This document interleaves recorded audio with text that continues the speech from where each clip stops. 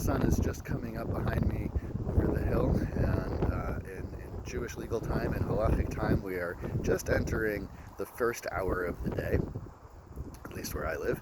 And the Jewish legal time, if during the day, if you take from sunrise to sunset and divide that into 12 even segments, that is an hour. So a halachic hour can be as little as 41 minutes and as many as 72 minutes, depending on the time of year.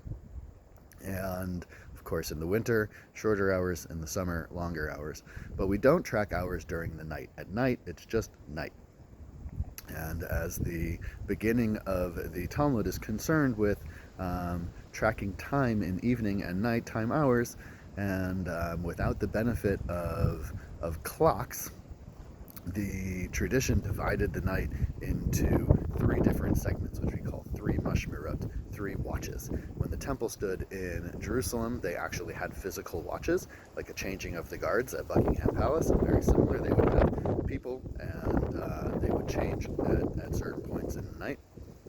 And then the mystical view of the world as below, so above, that in the divine realm there is also these watches. And so in the Talmud, on the third page of Masechet Brachot, the first section of the Talmud, it stipulates for us that there were these three watches in the divine realm, but there were signs in the earthly realm, how we know when these watches transit. And so the first sign was donkeys braying, the second sign is dogs howling, and the third sign is babies begin to nurse, and wives begin to converse with their husbands in bed.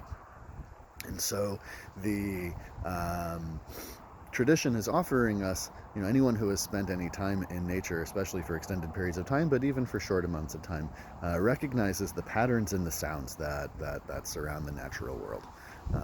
In a time that is not dictated by the clocks that we wear, the arbitrary nature of time, we recognize that the natural flow of time, the actual patterns of cosmic time, the way in which our relationship with the sun marks our time, and at night, the way in which our relationship not only with the stars, but also with the natural world around us. And we realize that today in the 21st century, we have disrupted so many of these natural patterns of time. We have disrupted the cosmic patterns of time because of light pollution, our inability to really see stars in the same way that our ancestors could.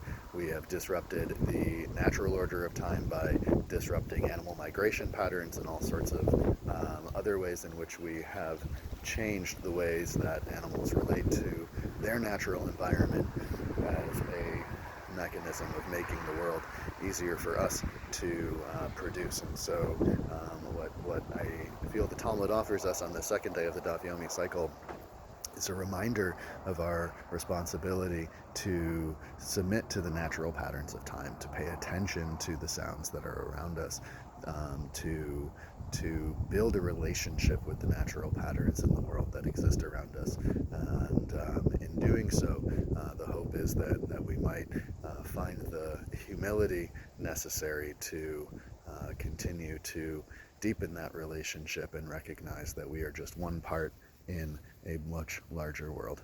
Have a wonderful day.